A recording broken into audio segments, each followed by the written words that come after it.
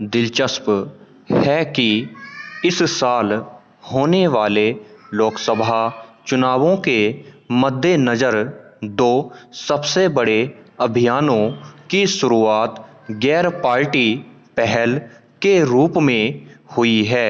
सत्ता पक्ष ने अयोध्या के राम मंदिर में प्राण प्रतिष्ठा समारोह को जितना भव्य और व्यापक रूप दे दिया है, उससे इसे राष्ट्रीय स्तर पर सबसे बड़ा चुनावी मुद्दा बनाने का मकसद साफ झलक रहा है।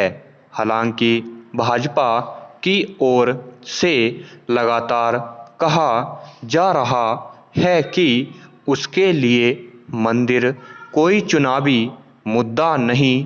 कुछ इसी तर्ज पर कांग्रेस नेता राहुल गांधी की अगुवाई में मणिपुर से भारत जोड़ो न्याय यात्रा भी शुरू कर दी गई।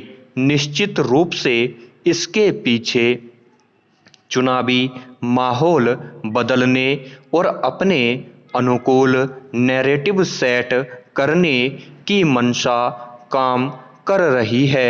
लेकिन कांग्रेस के नेता बार बार दोहरा रहे हैं कि इस यात्रा का चुनाव से कोई लेना देना नहीं है। चुनावी हितों के साथ तालमेल बनाने की ही कोशिशों के तहत गठबंधन की शनिवार को हुई बैठक के दौरान कांग्रेस ने सभी सहयोगी दलों को यात्रा में शामिल होने का आमंत्रण दिया।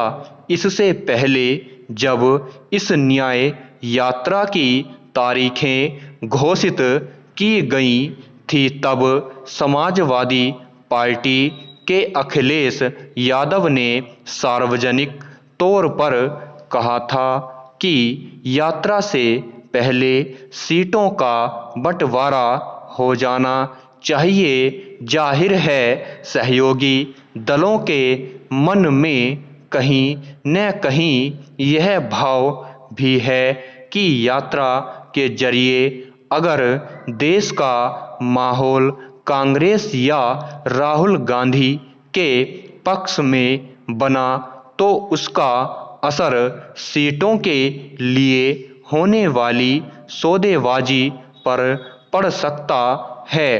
कनाडा की ओर से भारतीय छात्रों को जारी किए जाने वाले स्टडी परमिटों की संख्या में पिछले साल के अंत में तेजी से गिरावट आई।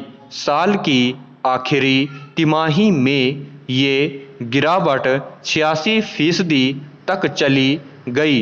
कनाडा में सिख आतंकी की हत्या के बाद दोनों देशों के बीच हुए राजनयिक विवाद के चलते कम भारतीय छात्रों ने आवेदन किया है, क्योंकि बीते साल के आखिर में दोनों देशों के बीच विवाद बढ़ गया था।